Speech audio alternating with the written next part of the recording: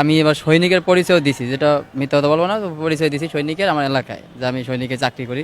একজনের কাছ থেকে 4 লাখ টাকা মনে করেন আমি নিয়েছিলাম। ওই ই করছিল, ওই লোকগুলাতে মেডিকেল মেডিকেল করলেন, টাকা পয়সা চাইলেন, টাকা পয়সা দিল, এটাও কিছু করলেন না। তো একটা লোক মনে করেন নিয়ে আসলাম, তো উনি মনে করেন সৈনিকে ভর্তি হবে। এখন নিয়ে এসে আমি মোয়াখালী এসে বসে রয়েছি, আমি আপনার নাম্বার ফোন দিই, ফোন বন্ধ, আপনাকে পাইতেছি না। এগুলা ছবি হয়েছে, যেমন এই যে চাকরির কথা বললাম না, ওদের ছবি, যে এদেরকে মনে করেন আনা হয়েছে, যে ছবি বলছে যে মনে করেন বাপ মার আইডি কার্ডে ফটোকপি লাগবে, 3 কপি করে ছবি লাগবে। সেনাবাহিনী ধরছে। আমি এই জায়গায় দীর্ঘ আজকে 5-7 দিন ধরে এই জায়গায় আমি হাঁটাচলা করি, যাতায়াত করে, এদিকে থাকি, এমনকি এই জায়গায় আমি ক্যাম্পের আশেপাশে ঘোরাফেরা করি। কিছুক্ষণ মনে করেন ঘন্টাখানিক আগে আমি সাইদাবাদ দিকে যাওয়া ধরছি, তখনই আমার 2 জন আইসা আটক করে। আটক করে বলে আপনি কোন ইউনিটের। তখন তাদেরকে আমি বললাম যে আমি 5বিতে। 5বির কোথায় আছে প্রশ্ন করলো, তো আমি বললাম যে বগুড়াতে। তখন আমি আবার আপনার একজন অফিসারের কাছে পিওন হিসাবে কাজ করছিলাম, তো 14 দিন ছিলাম, পরে চলে আসছি।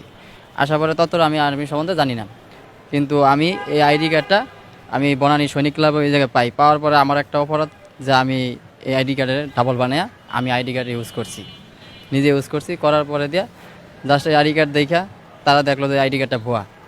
তো তারপরে আমি এবার সৈনিকের পরিচয় দিছি, যেটা মিথ্যা কথা বলবো না, তো পরিচয় দিছি সৈনিকের আমার এলাকায়, যে আমি সৈনিকে চাকরি করি। একজনের কাছ থেকে 4 লাখ টাকা মনে করেন আমি নিয়েছিলাম, কিন্তু ফুল টাকা আমি পাই নাই।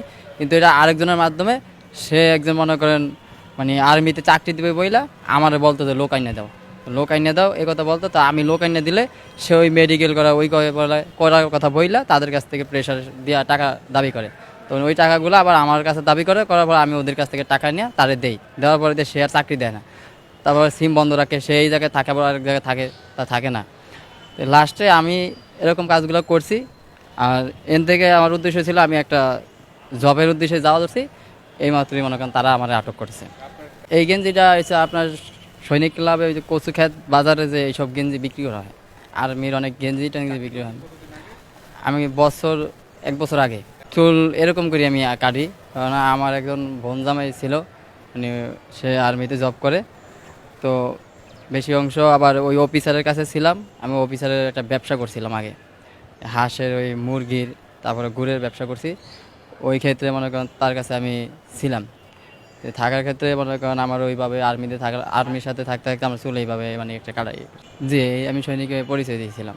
এই আইডি কার্ডটা আপনার মনে করেন আমি পাইছি, কিন্তু এইটা না, ওই যে কার্ড ওইটাই এটাই, মানে এইটাই আপনার সৈনিক ক্লাবে আপনার রেল কোচিংয়ের দ্বারে আমি পাইছি। পাওয়ার পরে জাস্ট আমার অপরাধ, এটাতে মনে করেন ফটোকপি করে এটা আমি আইডি কার্ড এর ভিতরে রাখছি। কিন্তু এটা আমি কাউরে এই আইডি কার্ড এখনো মানে উপর উঠে কাউরে দেখাই নি, এখনো পরিচয় দিইনি, যা আমি এমনি মুখে বলছি সৈনিক, কিন্তু এই আইডি কার্ড কাউরে আমি শো করি না, কারণ এটার সাথে আমার ফেস কখনো মিলবে না। কিন্তু এটা রাখছি। আর ওই যে পিনটা উপরে থাকতো সবসময়, যেমন আমি জব করি আমার এটা পরিচয়পত্র, কিন্তু আমি তো কোনো জব করতেছি না, তাহলে আমার এটা কোনো পরিচয়পত্র না।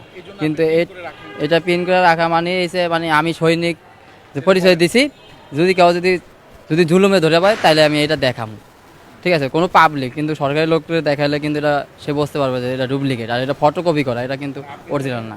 লোক সংগ্রহ করে দিয়ে বলতে আমি এই মনে করেন এই নিয়ে 3 জনকে মনে করেন লোক সংগ্রহ করে মানে ওই লোকের কাছে আমি দিয়েছিলাম। দেওয়ার ক্ষেত্রে ওই লোকের কাছ থেকে 2 জন চলে আসছে, আর একজনের মনে করেন সে মেডিকেল করে বলছে যে চাকরি দিবে, সেই ইন্টারে পরীক্ষা দিতেছে। তাই তার কাছ থেকে 4 লাখ টাকা আমার নেওয়া। চাই জি, সে আমার এলাকারই, আমার থানার চেয়ে অন্য থানার, আবার কিন্তু আমার এলাকারও মনে করেন আছে। কিন্তু তাদের মানে আমার তারপর আবার যেই টাকাগুলো নিছে এগুলো কিন্তু আমার চাচার কাছ থেকে, আবার আমার কিন্তু আম্মু আব্বু নাই, দুজনই নাই। তো আমার চাচার কাছ থেকে আমি এদিকে পড়াশোনা করে মানুষ হয়েছি। জি, আমি এখন বেকার, আমি কিছু করি না। কিন্তু আজকে এই জবের উদ্দেশ্যে এই যে নিয়োগ আছে এই যে সিকিউরিটি মনে করেন, হ্যাঁ, এই যে নিয়োগটা মানে সিকিউরিটির নিয়োগ মানে আপনার খাম্বাতে ছিল, পরে এখান থেকে আমি সিরা নিয়ে, আমার ফোন তো ছিল না, সিম ছিল লগে, সিরা নিয়ে আসছি। আনার পরে দিয়ে এই যে ফোনটা কিনছি, আমার 2,000 টাকা দিছে মতন, ওই দেখেন আমার ওই টাকা, আর এই সেটটা আমি কিনছি। এগুলা ছবি হয়েছে, যেমন এই যে চাকরির কথা বললাম না, ওদের ছবি, যে এদেরকে মনে করেন আনা হয়েছে, যে ছবি বলছে যে মনে করেন বাপ মার আইডি কার্ডে ফটোকপি লাগবে, 3 কপি করে ছবি লাগবে। তো ওগুলো মনে করেন দিছে, আমি তো ওদের কাছে নিয়ে গেছি, আর ওরা এই ছবি টবি আর নেয় নাই, এগুলো দিয়েছি। হ্যাঁ, এগুলা মনে করেন নেয় না, এগুলা মনে করেন আমার কাছে যে দিয়ে গেছে আমি পকেটে রেখেছি, যদি কোনো সময় লাগে এগুলো অরিজিনাল জিনিস, যদি মনে করেন যদি বলে যে তোমার আমি কাগজপত্র দিচ্ছি, আমার কাগজপত্র নাই, যখন আবার বাড়িতে গেলে মারামারি না, এই ক্ষেত্রে আবার আমার কাছে রেখে দিছি যে চাইলে আবার দিয়ে দিব। যে 4 লাখ টাকার ভিতরে ফুল টাকা পাইনি, কিন্তু আবার এই 4 লাখ টাকার ভিতরে আবার আমার এই যেমন এলাকা আমার মনে করেন চাচা চাচি আমার মানুষ করছে, তো এই চাচা চাচি আবার এর মধ্যে এরা ক্ষতিপূরণ দিয়েছে। যার কাছে 4 লাখ টাকা নেওয়া হয়েছে তারা আমার বাড়ির পাশের বাড়ি, যেমন আমার বাড়ি পঞ্চায়েত বাড়ি, তার বাড়ি চৌকিদার বাড়ি। তো ওই বাড়ির পোলা, তো সে বাড়িতে যে হামলা টামলা দিছে, তো দেওয়ার পরে দিয়া কিছু ক্ষতিপূরণ মনে করেন দিছে, আর দিতে পারে না। এরা বলছে যে আমার দেওয়ার জন্য, তা আমি দিতে পারি না, দেখি আমি বাড়ি ছাড়া আমি আর বাড়িতে যাইতে পারিনি।